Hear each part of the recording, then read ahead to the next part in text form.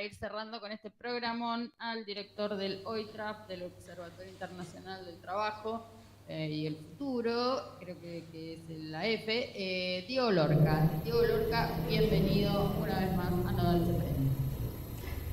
Hola, buen día, ¿cómo les va? ¿Cómo andan Matías? ¿Cómo andan Sol? Andamos, sí. Andamos. Con mucho dolor de espalda. Mucho dolor de espalda. Todo muy poco, pero tengo más ganas de salir a la calle de nuevo que la que tenía ayer. ¿Ustedes cómo están así? Vueltas, la reacción. Y acá también está fresco en general el clima, pero también obviamente que hace frío en la realidad. Ay, sí, tenés Sí, de fondo alguien allá en el... Tengo audio. Estoy como Milei acá, escucho Sí. voces. Sí. Tenés ¿cómo eran los tosedores? Ahí cerquita. Ahí estamos. ¿Estamos?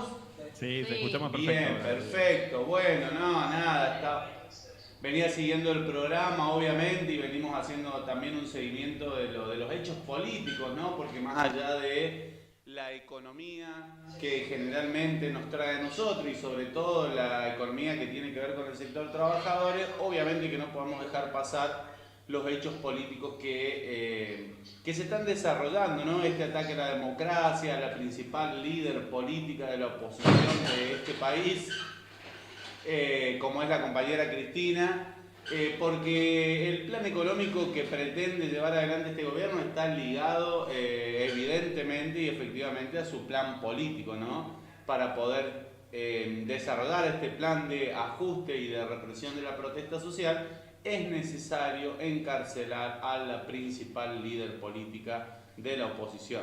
Esto no solamente pasa en Argentina, sino que ya lo vimos en Brasil con Lula da Silva, y lo hemos visto en varios, en otros países, lo estamos viendo actualmente con el compañero Evo Morales, y así podríamos irnos a Honduras y a Ecuador y hacer un repaso por la región y observar, digamos, que los planes de ajuste que vienen de los grandes centros políticos, como por ejemplo Estados Unidos, cierran, ¿no? con ajuste, con represión y con persecución a los líderes políticos y sindicales del continente. Y Argentina es un capítulo de este gran proceso, o de como yo lo he escuchado en su programa llamar a veces como este segundo plan Cóndor, pero en la nueva fase digital del capitalismo. Así que bueno, no podíamos dejar pasar eso. No sé si ustedes están ahí, yo porque no los veo. Lo estamos escuchando. Perfecto. Diego, ¿qué se sabe? Mirá, yo voy a entrar a molestarte, obviamente, porque no puedo de otra manera. Digo, ¿qué se sabe del mundo del trabajo? Porque ayer vimos algunas escenas. ¿Sí? Cristina ha dicho mucho al respecto. Cristina mucho ha dicho también. ¿Cómo está impactando esta decisión en la llamada columna vertebral del movimiento? ¿Qué podés decir? No, obviamente es todo muy prematuro. Recién estamos a menos de 24 horas de la decisión de la Corte Suprema de Justicia de efectivamente destruir el Estado de Derecho en Argentina. Pero digo, ¿cómo está impactando esta decisión en el movimiento obrero? Bueno, ayer vimos a minuto lo que pasa en el mundo gremial. Bueno, ayer vimos una movilización también de los compañeros de SMATA, ¿no? Previo al fallo, previo a conocerse el fallo, que como decían ustedes fue una espectacularización de la noticia. Previo a ese fallo ya veíamos compañeros de SMATA cortando Avenida Panamericana, la autopista del Buen Aire y determinados puntos, ¿no?, de acceso a la ciudad como señal de protesta ante este ataque a la principal, como decimos, líder política de la oposición. Pero además en algunas provincias, en varias provincias también se movilizaron distintos sindicatos, ya sea la sede del PJ, ya sea la sede de su sindicato, pero hubieron movilizaciones y protestas en casi todo el país justamente en defensa de la compañera Cristina. Que en realidad también hay que pensar que esta defensa no es solamente a una referente política, sino también viene enmarcada en un contexto de aumento en la conflictividad social, de aumento en la fuerza de oposición a este gobierno que viene, como decíamos, a saquear el salario, a saquear las jubilaciones, a saquear los recursos naturales y que el movimiento obrero lo está sufriendo desde el día número 1. Obviamente siempre también hay que diferenciar algunas posturas un poco más tibias, como siempre, de algunos sindicatos que solamente se manifiestan a través de comunicados, ¿no? Entre ellos la CGT, que se manifiesta siempre a través de un comunicado y pocas veces llama a la movilización popular en la calle. Entendemos que tampoco fue el planteo de Cristina, ¿no? Ayer se la escuchó a Cristina y por ahí los militantes... Eso, yo quiero hablar de Cristina, Diego, y quiero hablar de una... Perdón, te corté, pero porque me parece que ibas para ese lado también. Digo, y en esto que estamos tratando de... No que estamos tratando, que estamos haciendo de hablar de las diferentes dimensiones estratégicas del porqué de la persecución y la proscripción a Cristina Fernández de Kirchner. Digo, hay algo que ella ha sostenido permanentemente en sus últimas declaraciones, y no es la primera vez, pero que decía con claridad, miren, a mí me pueden meter presa. Ahora, la situación para las y los trabajadores en la Argentina no va a mejorar, muy por el contrario. En mi gobierno, en nuestro gobierno, hay algo que no nos perdonaron y que fue la redistribución del PBI, fue la redistribución de la riqueza entre la clase trabajadora y la clase empresaria o capitalista en este país. Tenemos algunas referencias de eso, el OITRAF nos puede comentar cómo estaba esa redistribución de la riqueza. Sí, bueno, es un dato muy concreto, ¿no? Que si uno no lo atraviesa con determinadas variables, no nos dice todo, ¿no? Pero está claro que Cristina viene haciendo alocución en sus últimos discursos a lo que fue sus 12 años de gobierno previo y la situación actual, ¿no? De la economía argentina. Y lo que vemos, porque me pasan al final directamente, y lo que vemos es que hay una diferencia abismal, ¿no? En el programa político y en el programa sobre todo económico. Voy a tirar unos datos de la situación económica en el 2015, que lo tenía como preparado como remate, pero lo vamos a tirar porque entendemos que a veces... Flexibilizar, no el salario, flexibilizar la presentación y vamos pimponeando. Claro, ustedes quieren que yo diga 52% a favor de los trabajadores. Bueno, pero explicarle un poco a esta comunidad qué significa. No, bueno, digo, la política de Cristina, sobre todo en su segundo mandato, primero los 12 años de kirchnerismo estuvieron marcados por un desendeudamiento, ¿no? Por un desendeudamiento del Fondo Monetario Internacional y de los organismos privados de crédito, ya sean acreedores privados o o grandes fondos de inversión. Hubo un programa de desendeudamiento y de desarrollo productivo, ¿no? Y en ese contexto, la distribución del ingreso fue un eje central, ¿no? Porque tanto Néstor Kirchner como Cristina partieron de que primero hay que distribuir para que después crezca la economía, por el contrario de la teoría del derrame que siempre nos plantea que primero hay que crecer y después hay que pagar. Si yo les digo a ustedes, primero vamos a crecer y después vamos a pagar, seguramente se nos viene Alberto Fernández diciéndoselo al Fondo Monetario Internacional, pero por elevación Alberto Fernández le dijo lo mismo al movimiento obrero. Primero vamos a crecer y después vamos a pagar, por eso tampoco la cuestión salarial en el gobierno de Alberto Fernández tuvo una distribución equitativa a favor de los trabajadores. No, muy por el contrario, lo que fueron los 12 años del gobierno de Cristina, del gobierno kirchnerista en general, de Cristina en particular, que dejó una participación del ingreso del 52% a favor de la clase trabajadora y un 48% a favor de los empresarios. Y eso es muy importante, ¿no? Porque es el pico en la participación del ingreso de los asalariados en el ingreso nacional. Ni siquiera Perón, que siempre se pone el ejemplo del 50-50, Cristina lo decía en la entrevista cuando anunció su candidatura con el gato silvestre, que esto fue más que el 50-50, llegó al 52%. Y claramente esas cuestiones son las que no se le perdonan a Cristina, ¿no? La distribución del ingreso, la estatización de las anteriores a FJP. Yo hablo de AFJP y seguramente mucho del público joven que nos mira va a decir, ¿qué es la FJP? Bueno, en los 90 se habían privatizado los fondos previsionales, o sea, tus aportes jubilatorios pasaron a manos de empresas privadas que estafaron a todo el mundo, a mucha gente que no se pudo jubilar y que el gobierno de Cristina estatiza para que los fondos vuelvan a ser los fondos previsionales fondos públicos. Y eso es una de las medidas por las cuales todavía la persiguen y una de las causas principales económicas seguramente de lo que fue el fallo ayer de Cristina, porque le sacó el negocio al grupo Clarín. Pero además traemos otros datos de lo que fue el gobierno de Cristina, sin ánimos de... Porque si no, a veces parecemos Scioli en el 2015 diciendo vamos a seguir haciendo lo que sabemos hacer, ¿viste? O el tibio de Alberto Fernández con un discurso muy parecido. Pero es importante traer y decir, che, en el 2015 Argentina no tenía deuda con el Fondo Monetario. En el 2015 la inflación anual fue del 23%.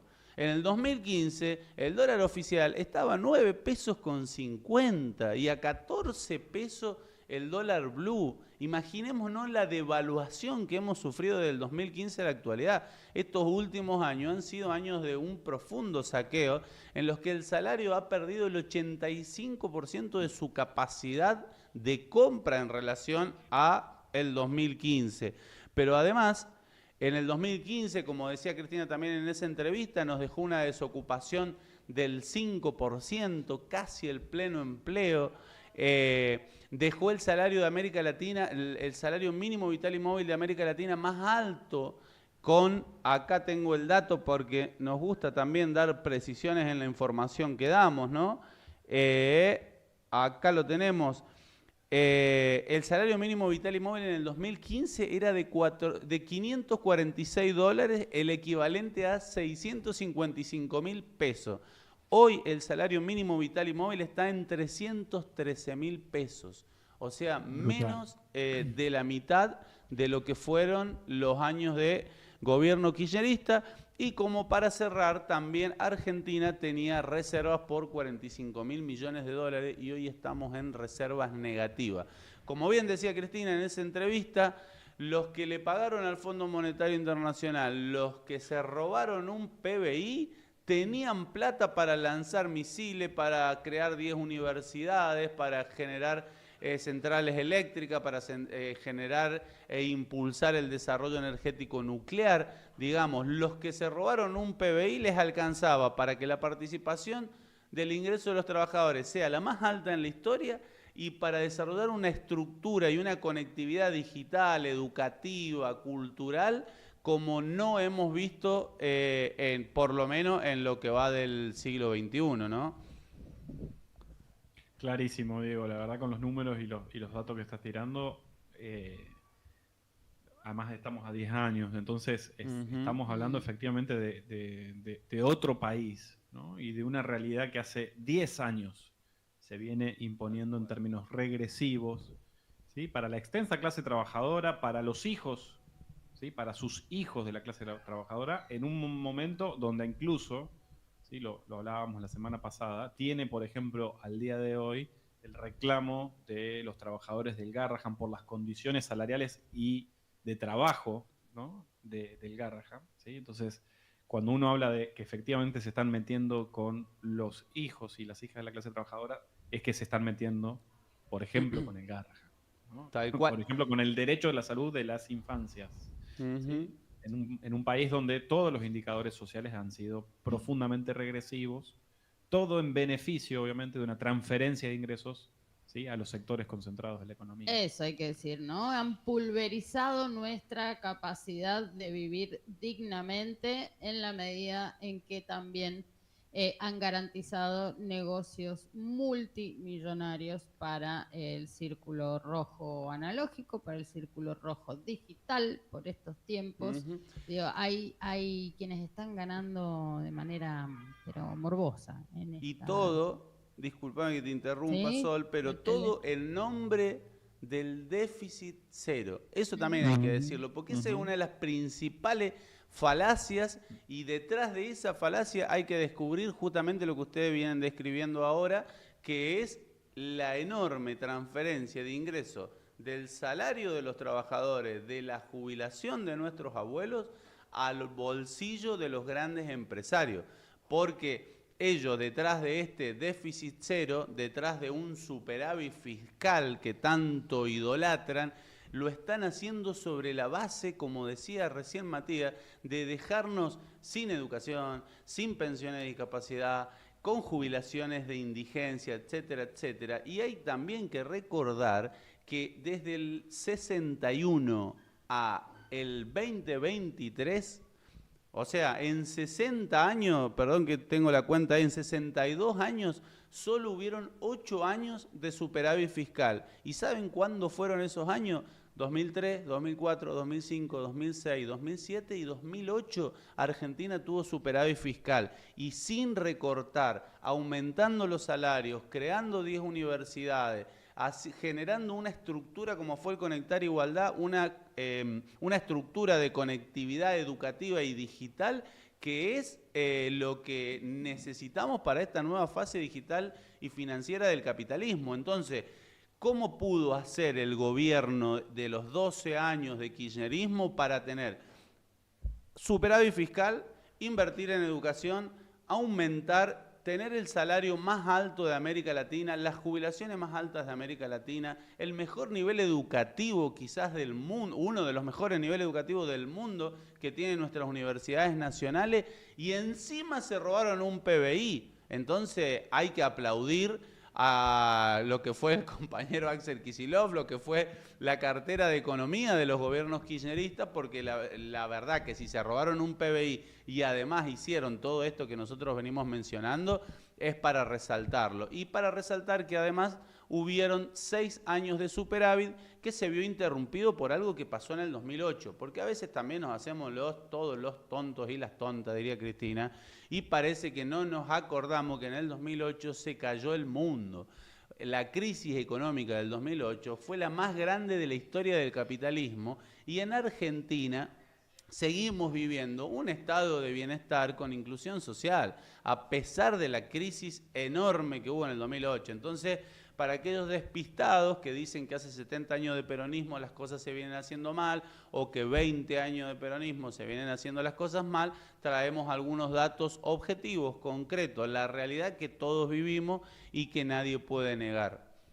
Dato mata relato, análisis certero también y riguroso con todas las dimensiones que son necesarias también, un poco carcome, un poco más, menos, pero sostenido en el tiempo, mucho más de lo que pareciera a este relato de un gobierno que no para de mentirnos y de avanzar sobre nuestras condiciones democráticas. Aquí hay un pueblo que resiste, como bien decías, Diego Lorca. Distintas expresiones del movimiento obrero estuvieron ayer ya en las calles manifestándose, haciendo cortes de rutas, permanecen organizados, permanecen con medidas de fuerza también en los distintos lugares de trabajo en defensa de la democracia. Muchísimas gracias por estar acá hoy una vez más. Diego Lorca, en representación de ese grupo de investigación, ese equipo de investigación que es el OITRAF, y hasta una próxima entrega. Muy grande el aporte. Gracias, Diego. No, gracias a ustedes y que terminen bien el día. Sí, Sin tanto dolor de espalda. Vamos a terminar bien. No se queje el dolor de espalda, hermano, si es de lucha, que le duela, que le duela.